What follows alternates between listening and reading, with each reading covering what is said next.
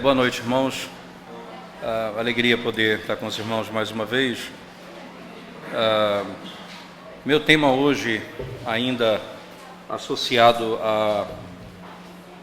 aos cânones de Dort, eu vou falar hoje sobre um desvio doutrinário que surgiu como tentativa de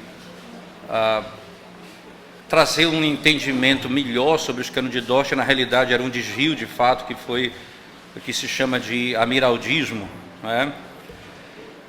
A nossa intenção é mostrar um pouco como funciona, qual é o pensamento, como é que eles estabeleceram essa doutrina e como ela é falsa à luz das Escrituras, como é que a Escritura e os cânones de Dort combateram essa doutrina. Então, nós vamos dividir isso da seguinte forma. Me fundamentei em alguns artigos que eu li sobre o assunto e obras, e tanto Carl Trueman como Scott Clark, não é, como outros estudiosos que escreveram sobre o assunto, e eu procurei fazer uma análise desse material, especialmente uma obra de Martin McGowan, que ele vai lidar exatamente com o que chama de um exame crítico da visão do amiraldismo acerca da doutrina da expiação, né? Acerca da doutrina da expiação. Deixa eu fazer uma introdução básica. A partir da introdução eu vou mostrar um pouco como era o credo e as confissões, e nós vamos fazer diretamente uma análise dos erros dessa doutrina. E depois, por último, nós vamos tentar mostrar para os irmãos qual o legado desse erro, o que foi que ele trouxe depois da sua implementação nessa região da Europa. Vamos rapidamente começar pela parte introdutória, tentando conceituar e, ao mesmo tempo, situar os irmãos historicamente acerca do que aconteceu. A cruz de Cristo, que dentro do tema, dentro dos pontos de Dort, irmãos, ela está no centro da fé reformada. A cruz de Cristo, ela está no centro da fé reformada, né? O apóstolo Paulo diz que Paulo afirma: eu não me glorio em nada a não ser na cruz de nosso Senhor Jesus Cristo. Se eu tenho que me gloriar, eu me glorio no Senhor, eu me glorio na cruz de Cristo. Ele vai dizer isso no capítulo 6, no verso 14 da carta de Paulo aos Gálatas. A confissão de fé reformada, em particular, né, ela é clara acerca da cruz. Ela diz e afirma com simplicidade o papel da cruz. A cruz salva. A cruz salva porque na cruz há plena e total redenção. Porque na cruz há expiação efetiva, não é? E essa expiação, ela foi manifestada de tal maneira que ela cobre o pecado de todos aqueles por quem Cristo de fato morreu. Ela cobre o pecado de todo aquele por quem Cristo morreu. Jesus Cristo pagou a penalidade e tomou sobre si a culpa de todos os pecados de todos os eleitos, Então, a morte de Cristo ela foi uma satisfação substitutiva. Ela reconciliou o pecador eleito com Deus, e de modo eficaz, ela redimiu o pecador da escravidão do pecado.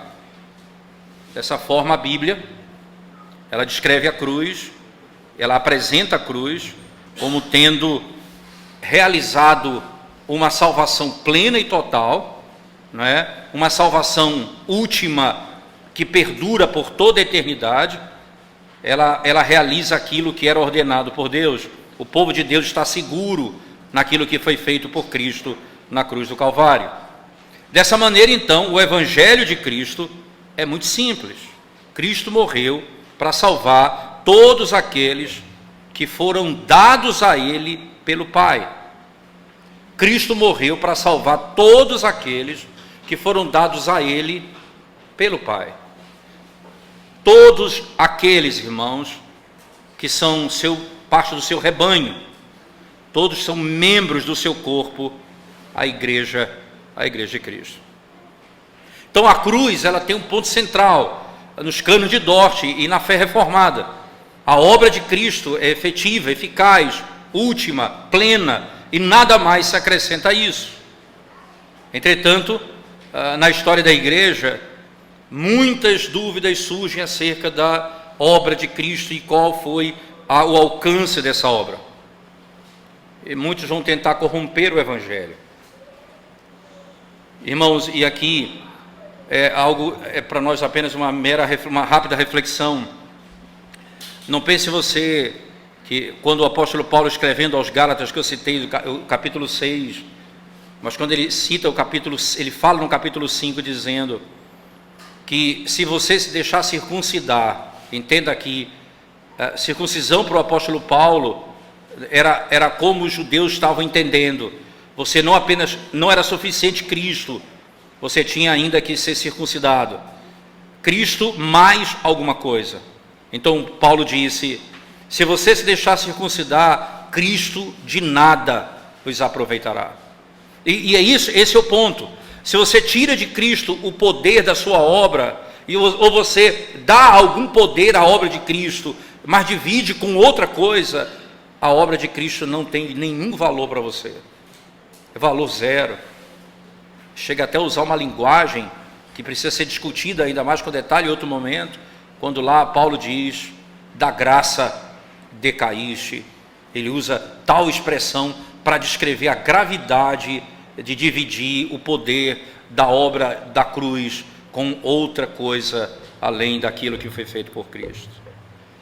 A simplicidade do Evangelho é clara e a obra de Cristo é central. Com referência à expiação, e aqui é o nosso ponto especial, com referência à expiação, os arminianos, eles negavam, importante dizer isso, que a morte de Cristo foi uma satisfação real da justiça de Deus. Outra coisa importante, eles insistiam que Cristo morreu por todos os homens sem exceção, incluindo aqueles que vão perecer, aqueles que vão se perder. Ele morreu também por esses. Isso então implica claramente, veja, nem todos por quem Cristo morreu, nem todos serão salvos. Se por aqueles que Cristo morreu, alguns vão perecer, logo, porque ele morreu, nem todos os que ele morreu vai alcançar ou vão alcançar a salvação. Isso ainda insiste em outro ponto, A morte de Cristo não pode ser uma verdadeira satisfação da justiça de Deus. Porque se Cristo satisfez a justiça de Deus, e se Cristo levou sobre si a ira de Deus por causa dos pecados, por causa dos nossos pecados, então Deus não pode ser justo em lançar ninguém para o inferno. Por isso, os arminianos, eles eram de alguma maneira forçados a essa lógica, a ensinar que Cristo morreu, por ninguém em particular, mas por todos em geral. Cristo não morreu por ninguém em particular, mas por todos em geral. É interessante que você vai ouvir isso de muitos pregadores hoje, principalmente do mundo pentecostal. Lembro-me de uma das pregações de Silas Malafaia. O argumento dele era exatamente esse, que ele morreu pela igreja, então não é pelo indivíduo, é geral, certo? Então essa morte dele, consequentemente, não é por pessoas, por indivíduos, mas é geral. Consequentemente, vem toda a implicação disso. Por sua morte, então, ele não conquistou a minha salvação, ele tornou a minha salvação possível. Essa é a tese que eles levantam. Cristo não conquista a minha salvação, ele a torna possível. A salvação é uma mera possibilidade. né? Porque há uma condição, a fé, e outra condição, a perseverança, e a outra condição, as boas obras. Então o Sínodo de Dort, irmãos, em 1618, certo? Condenou o que se chama de, já foi falado aqui dos remonstrantes, a visão acerca clara do equívoco que eles cometem acerca da obra da expiação, e dizem que isso era uma heresia, palavras bem claras, não é? Eu particularmente já disse isso no alto da minha ignorância, não é? O arminianismo, ou mesmo essa visão remonstrante, ela é um erro, não é? E não foi assim que foi tratado na história. Esse problema foi tratado como heresia, não é? E eles insistem que a cruz, não é? Que a cruz ela foi uma obra realizada por Cristo para tornar possível a redenção de alguns. A heresia que surge e que o Sínodo de Dort vai combater, não é? Ela foi refutada claramente em Dort, como nós já vimos. Então surge logo depois uma nova heresia, um novo erro, né? que tenta promover essa heresia, é um indivíduo chamado Moisés Amiraldi, que é pai dessa expressão que nós conhecemos, amiraldismo. Ele viveu 1596 até 1664. Quem era esse Amiraldi? Ele era um pastor francês, né? Ele era um teólogo e era professor na Academia de Saumur. Até existe uma obra, se você tiver, acho que já tem em português, com certeza tem em português, a obra do Berkoff, que é sobre a história das doutrinas. E nessa obra ele vai falar de Amiraldi ali, e vai descrever um pouco de onde vem, o histórico do pensamento francês e tudo mais. Eu não sei se isso está em português, mas na obra em inglês você tem toda essa informação lá utilizada por ele. Então, esse pastor chamado Amiraldi, ele vem com um pensamento um pouco mais rebuscado, não é? Ele vai... Esse pensamento dele vai se infiltrar em muitas partes da Europa. Uma controvérsia surge então, né? Nas igrejas francesas, que vão resultar naquilo que os homens ortodoxos nas igrejas buscavam em vão, claramente, que era ter a condenação do amiraldismo pelo sínodo francês. O fermento, ele estava levedando toda a massa. Hoje, nos nossos dias, e ainda o pensamento, não é, de Amiraldi, ele é popular entre aqueles que até chegam a professar ou se autodeclarar calvinistas. Você vai encontrar teólogos até que nós temos grande respeito por ele, que vão se colocar ao lado desse tipo de doutrina, né? Os seguidores do pensamento de Amiraldi afirmavam, certo, que eles são os sucessores verdadeiros de João Calvino, porque Amiraldi vai dizer que ele pensava exatamente como Calvino pensava. A doutrina então levantada por ele, né, reflete com fidelidade o pensamento do reformador de Genebra. O veneno, não é, que veio a ser conhecido como amiraldismo ou universalismo hipotético, também conhecido, ele foi estabelecido, como nós já falamos, por esse cidadão, quando ele era um estudante dessa academia em Saumur. O ensino que ele ensinava, que ele explicava, o que ele dava aos seus alunos, não é, foi originado com um cidadão chamado Scott e John Cameron, que viveu um pouco antes dele. É importante dizer isso, de 1580 a 1625. Amiraldi, ele não é o inventor dessa doutrina totalmente nova. Eu criei isso, não. Ele tinha como alguém que era o seu pensador e que ele se fundamentava teoricamente para defender essa tese, era esse cidadão chamado John Cameron, conhecido por muitos até, e todos sabem da sua história e da influência que ele teve sobre ele. Acontece, não é, que Cameron era também alguém que se desviou desses princípios da reforma.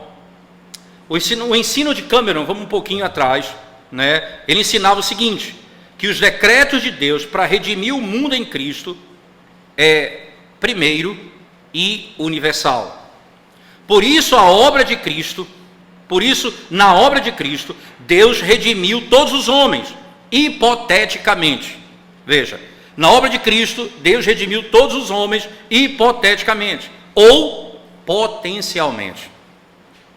Ele redimiu hipoteticamente ou potencialmente. Em adição, né, Cameron vai ainda fazer a distinção entre a habilidade natural para crer em Cristo e a habilidade moral para crer. E isso então faz com que ele queira dizer o seguinte, né? Pelo fato de que o homem é uma criatura moral e possui faculdades racionais, ele é capaz de responder à oferta da graça.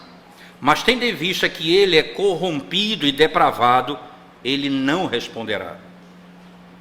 Então Amiraldi, né, pega esse pensamento e publica um tratado no qual ele apresentou a versão desse pensamento ao mundo.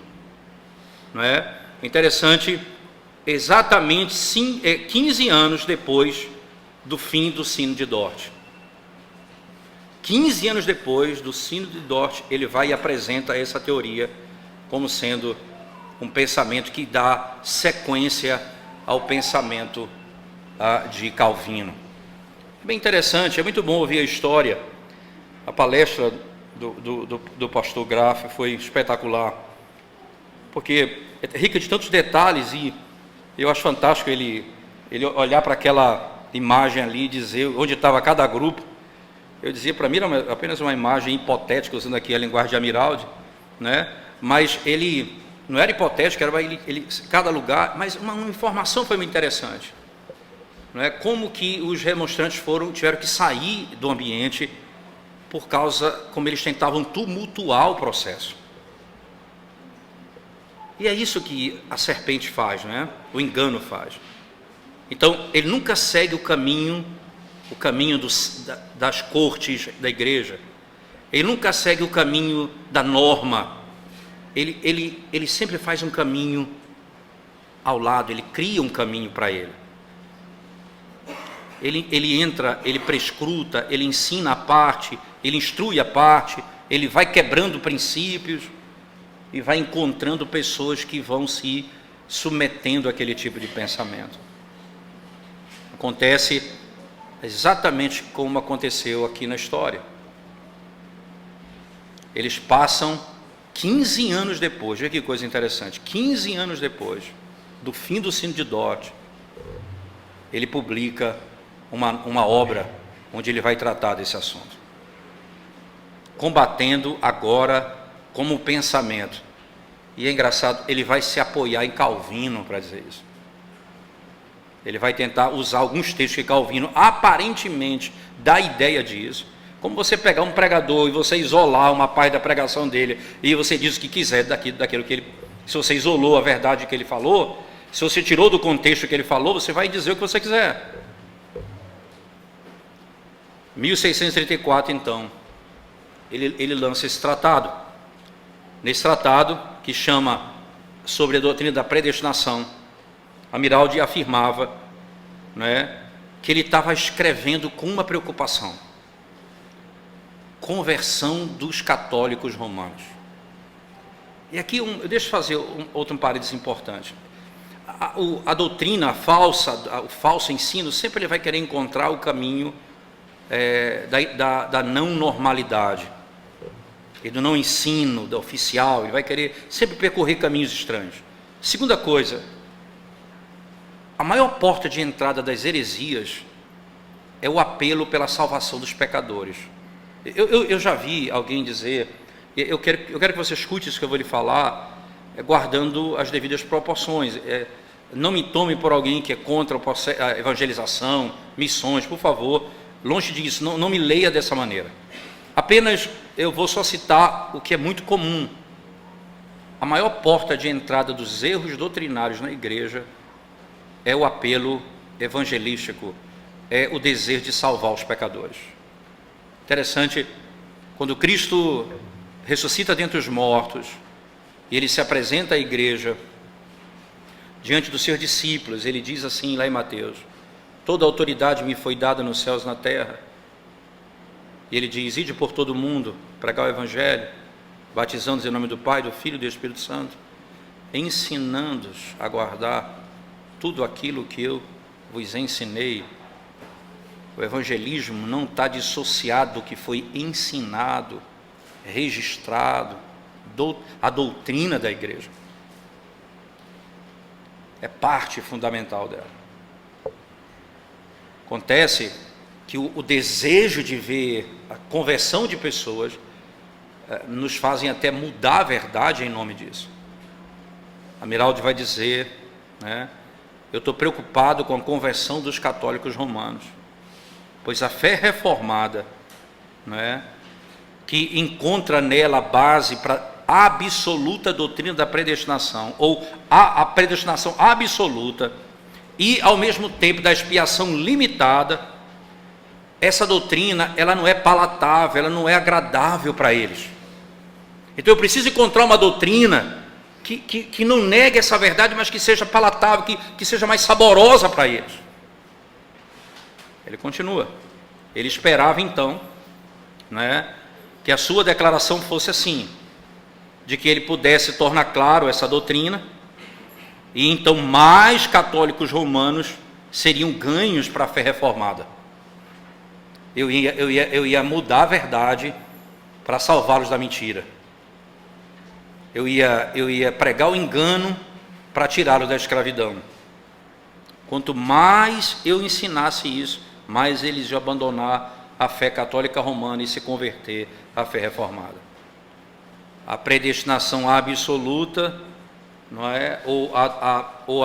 Essa doutrina conhecida como aquilo que se crê como Deus predestinou um povo para si, e toda a obra da redenção se segue com base nessa declaração. A doutrina da expiação limitada era para Amiraldi uma pedra de tropeço na salvação dos católicos romanos. Essa doutrina era uma pedra de tropeço para eles. Era interessante que Amiraldi ele era tido em autoestima, não é, pela hierarquia da Igreja Católica Romana.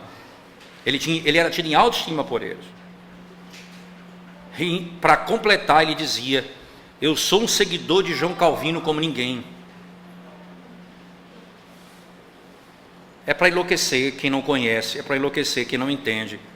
A hierarquia da Igreja Católica Romana o tinha em alta conta, e ao mesmo tempo ele era um homem que se dizia seguidor de João Calvino.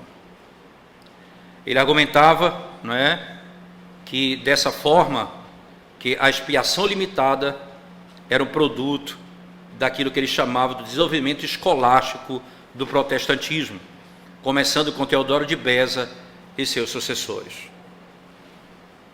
E aí é aquela coisa, isso é muito academicismo.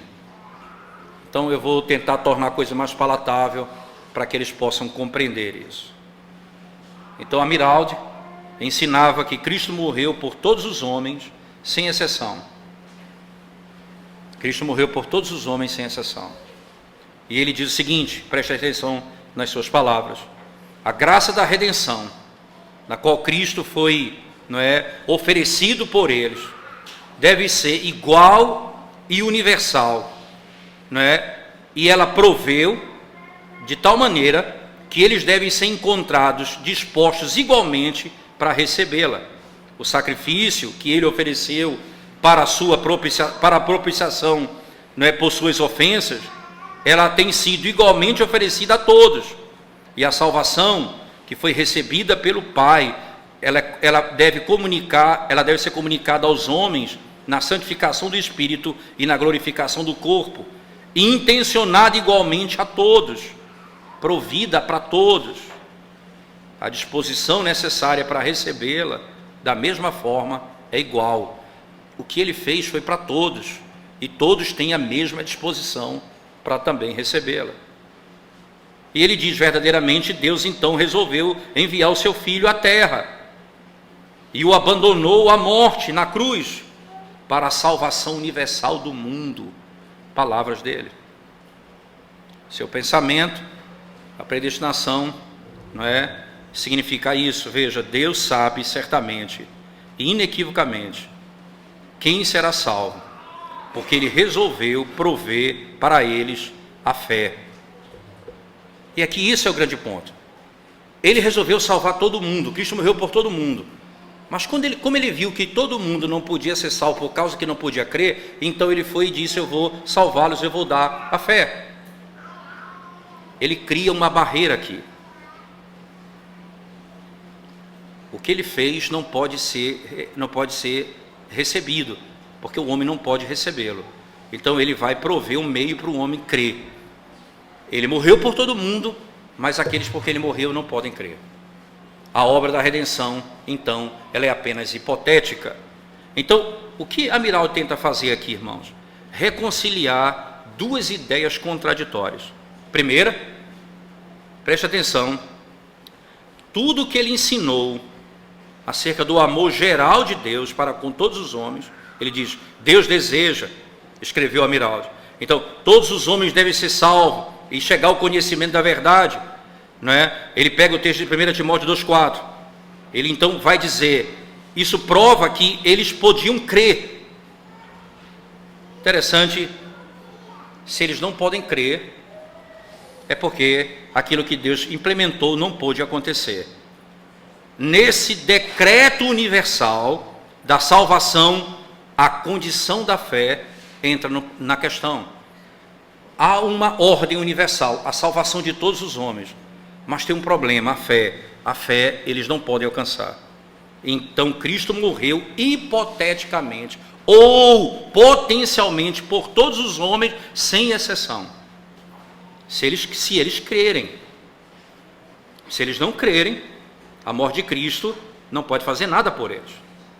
Dessa maneira, então, preste atenção, irmãos, que o decreto potencial, hipotético e universal da predestinação, dessa forma, ele é confundido com o que nós chamamos de expiação universal e hipotética.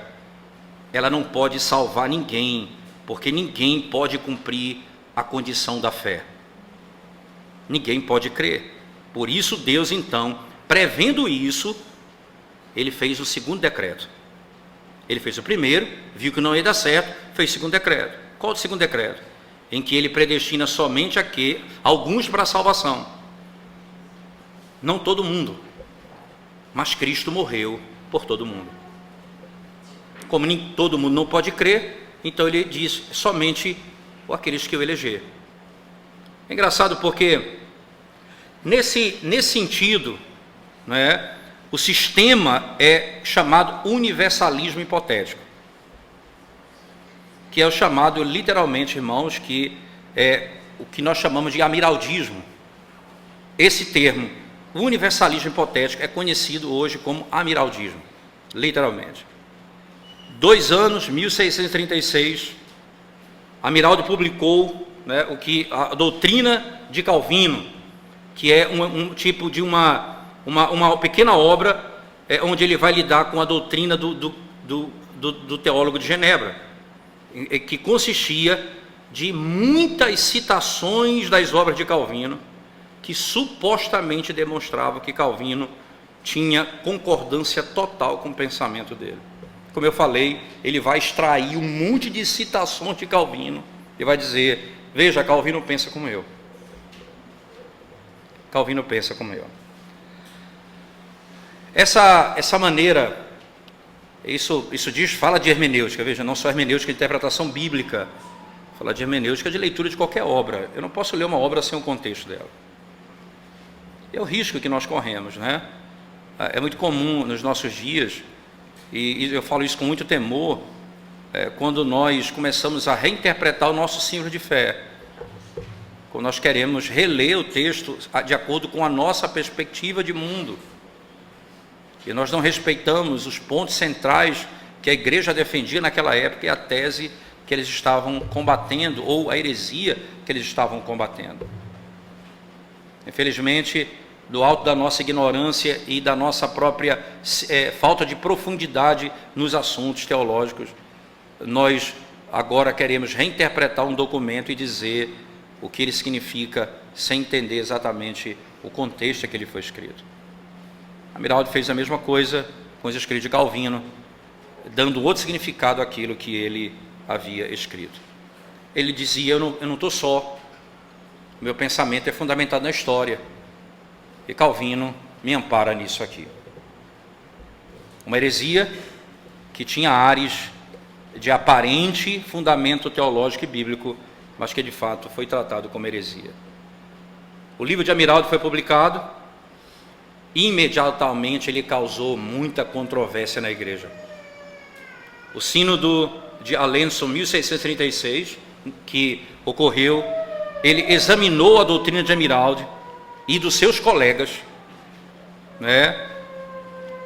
Eles fizeram algumas censuras concernente a alguma linguagem inapropriada, nenhuma disciplina foi trazida contra ele. O sínodo então decretou que para o futuro a frase de que a morte de Jesus Cristo igualmente foi feita por todos não deveria ser mais permitida, porque igualmente, não é, ele quer dizer, ele diz que essa termo igualmente seria uma pedra de tropeço para a doutrina da igreja. Então, essa expressão não deveria mais ser utilizada. Cristo morreu por todos.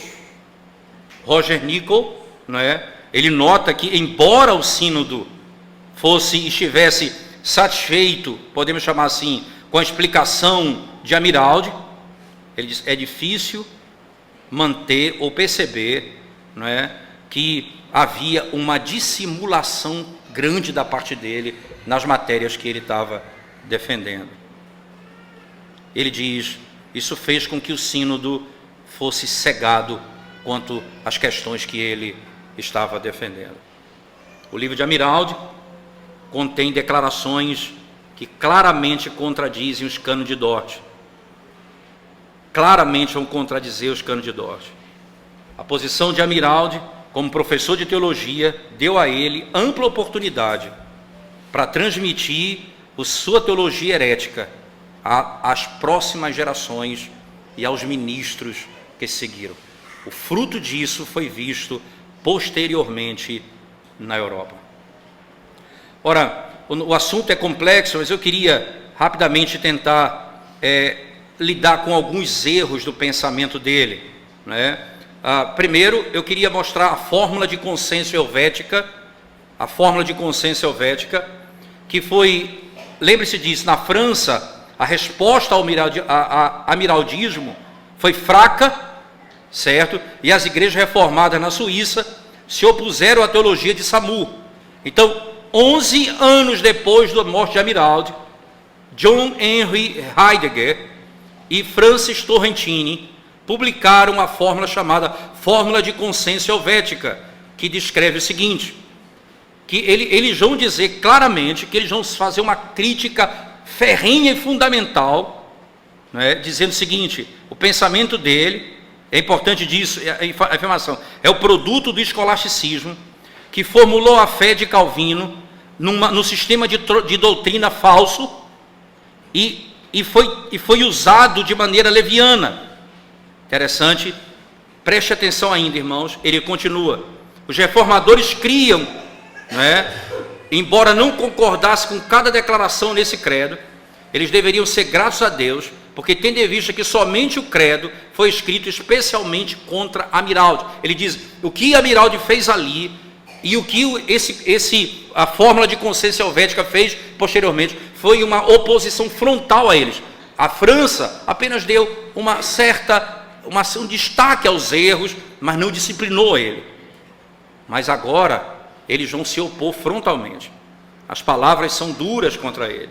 O consenso e a fórmula helvética desaprova o ensino que ele tentou estabelecer na Europa por meio da faculdade e dos ministros que ele passou a ensinar. Essa fórmula helvética, ela se opõe frontalmente ao ensinamento dele. E o que é que se analisa ali?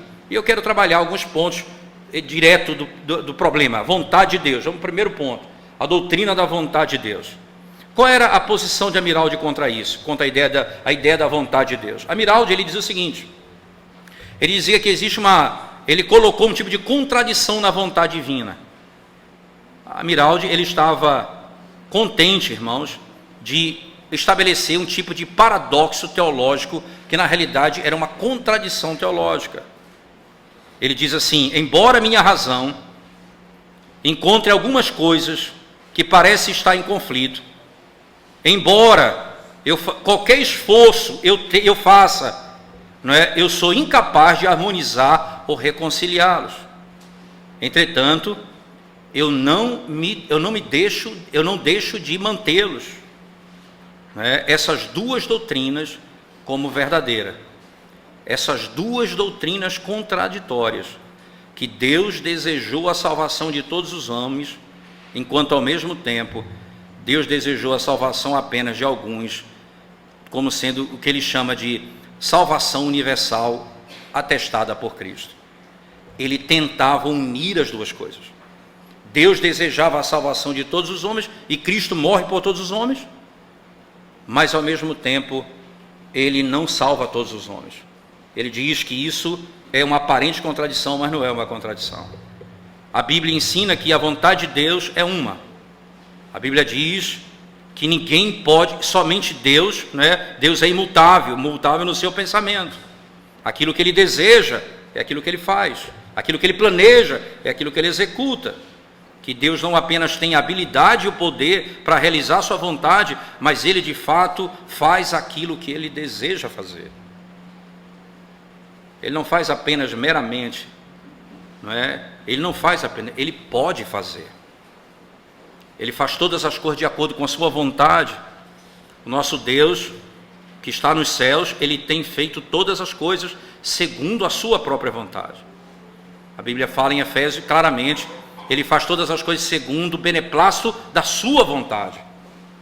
O meu conselho está de pé, eu faço todas as coisas segundo o meu próprio prazer. Ele diz isso abertamente. A vontade do Senhor é una, não dupla. Amiraldi, então, não é? Ele tenta unir essas duas coisas de tal maneira, porque os cânones afirmam, a Escritura declara que o prazer e a boa vontade de Deus, e o propósito e o conselho da vontade divina é uno. O cânone de Dort declara, a vontade de Deus é una. A vontade de Deus é uma. E ele vai exatamente se opor ao pensamento do cânone de Dort, dizendo que Deus tem na realidade duas vontades, não apenas uma vontade. Importante, porque isso está no capítulo 1, que está em itálico, né? Artigo 8º do capítulo 1 dos cânones de Dort, onde ele vai declarar literalmente isso: a vontade de Deus é una. E ele vai se opor ao pensamento do cânone de Dort.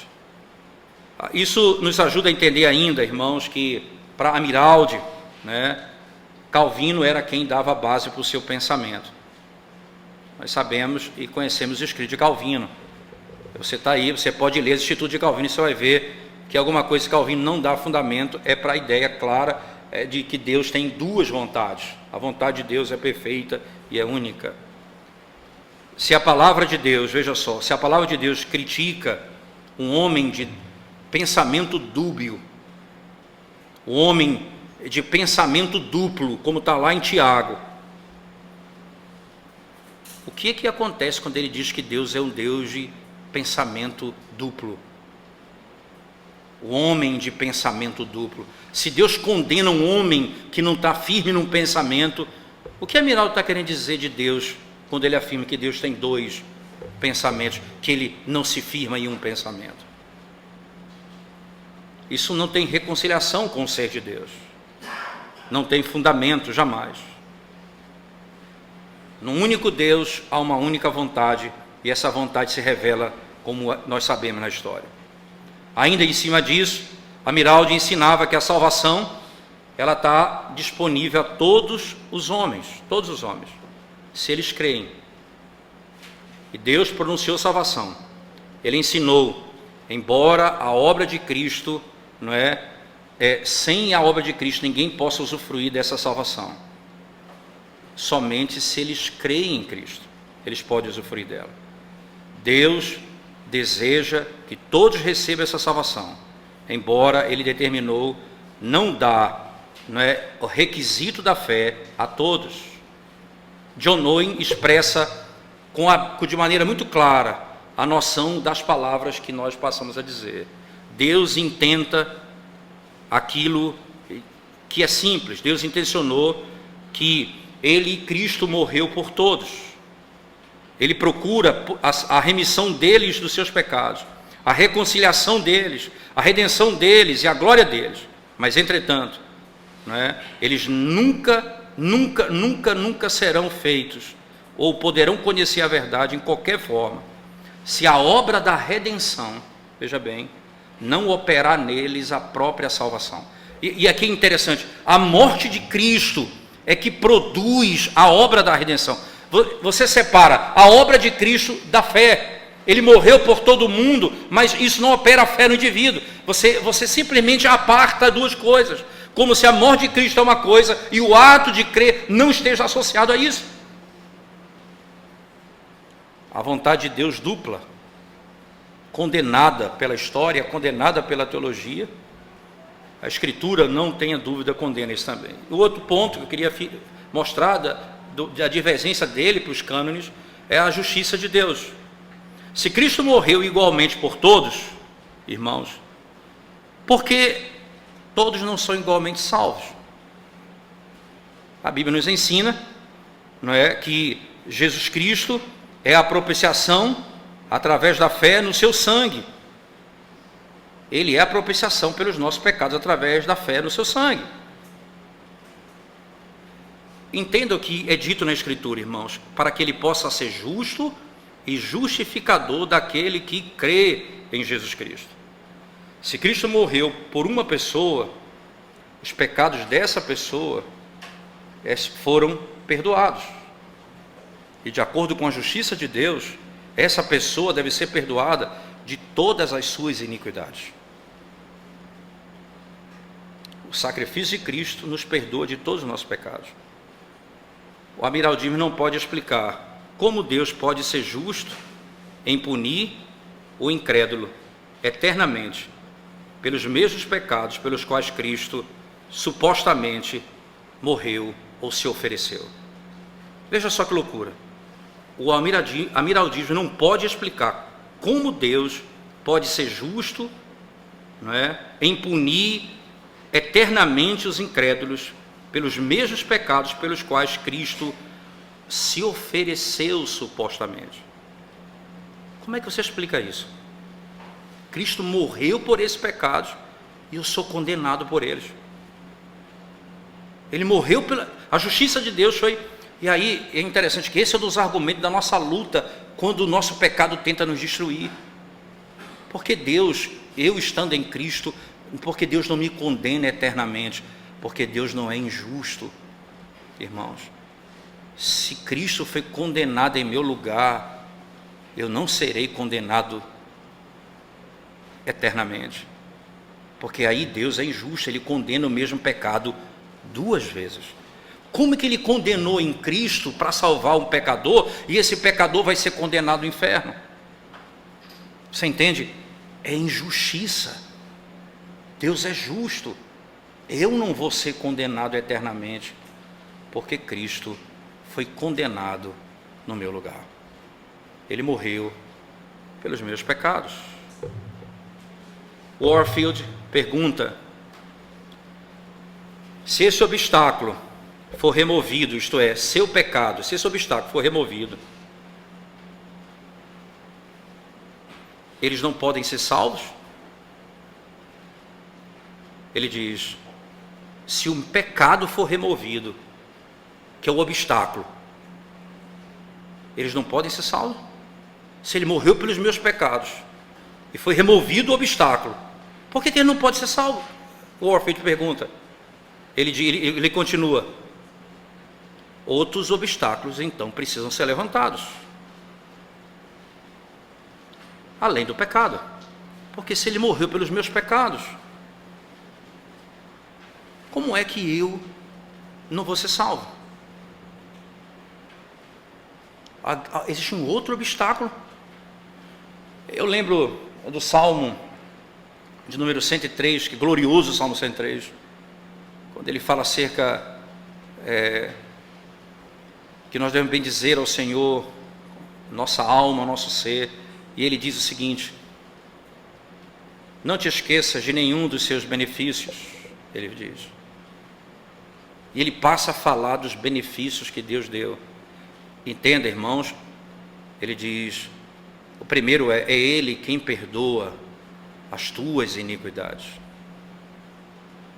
Depois, todos os benefícios são consequências desse benefício. Você não terá nenhum benefício da parte de Deus se os teus pecados não forem perdoados. Não há possibilidade. O primeiro que é removido é o pecado. Cristo morreu pelos meus pecados. Eu não sou salvo. O que foi mais levantado contra a obra de Cristo? Em terceiro e último lugar, Deus enviou Cristo Jesus. Qual foi a intenção disso? Qual a intenção de Cristo enviar Jesus Cristo? Qual foi a intenção em enviar Cristo e a intenção de Cristo em vir ao mundo? As Escrituras são muito claras. Deus enviou Cristo ao mundo com um propósito definitivo em mente.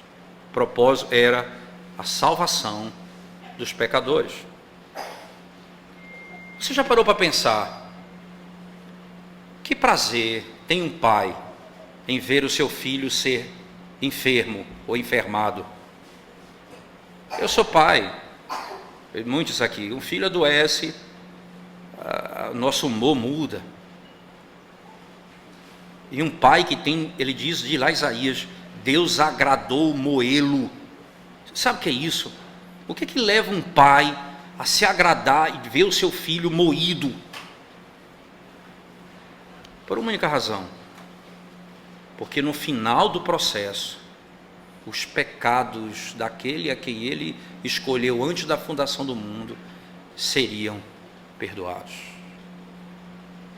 E o que é que leva um filho obediente a não reclamar de um pai que vai puni-lo como se ele fosse desobediente?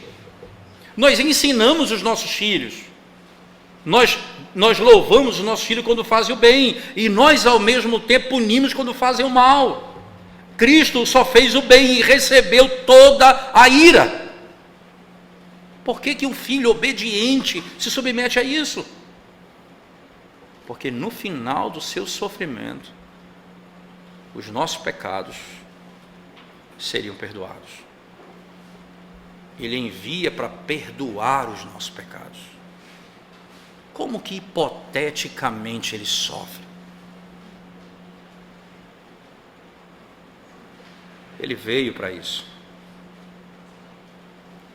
O nome Jesus revela o propósito de Cristo: salvar o seu povo dos seus pecados.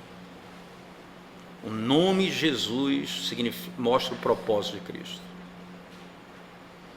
Ele não intenciona salvar todo mundo dos seus pecados. Ele intenciona salvar o seu povo. Em outros lugares, Jesus Cristo diz que ele se deu para a morte na cruz, para que ele possa redimir-nos das iniquidades, com o objetivo de nos libertar do mundo e do maligno e do pecado. O propósito foi claro, era esse o propósito. E o que é que Cristo conquista na sua morte? A nossa plena salvação. Amanhã, se o Senhor me permitir, eu vou trabalhar ainda um pouco sobre esse tema, mostrando como que a doutrina da intercessão de Cristo, ela é um argumento fundamental para nós entendermos que Cristo morreu apenas pelos eleitos. Porque Cristo não intercede pelo mundo, mas apenas por aqueles que ele morreu. A lógica é essa: O que Amiraldi, o que amiraldismo tenta fazer, irmãos, não tenha dúvida, é de grande iniquidade. E eu encerro apenas dizendo isso aos irmãos. Qual foi o legado da heresia? Qual o legado do amiraldismo? O que foi que ele trouxe? O que foi que ele trouxe na prática? Preste atenção na palavra de um estudioso chamado George Smithson, que estuda sobre os cânones de Dort e os anos que se seguem. Ele diz o seguinte: em última instância, aquilo que ele fez foi desastroso para o protestantismo francês. Antes da revogação do Edito de Nantes, isso foi o sopro da morte, a morte, porque a maioria dos teólogos e pastores logo se tornaram adeptos às opiniões de Amiraldi. A Igreja Reformada Francesa virtualmente cessou de ser uma testemunha para a doutrina da graça. Poucos anos depois, veja as palavras dele, poucos anos depois, uma tempestade terrível de perseguição caiu sobre nós, e nós somos espalhados por todo o globo. Ele disse: você não acha que a retribuição divina ou a visitação da ira de Deus, porque nós abandonamos os fundamentos da graça?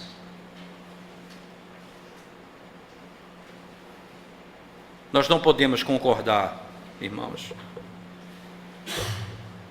porque os seguidores de Amiraldi vão dizer: isso é uma tempestade num copo d'água. É assim que o ignorante fala.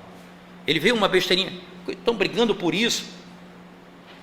Irmãos, você não briga por uma semente até que ela se torne uma árvore e comece a dar frutos.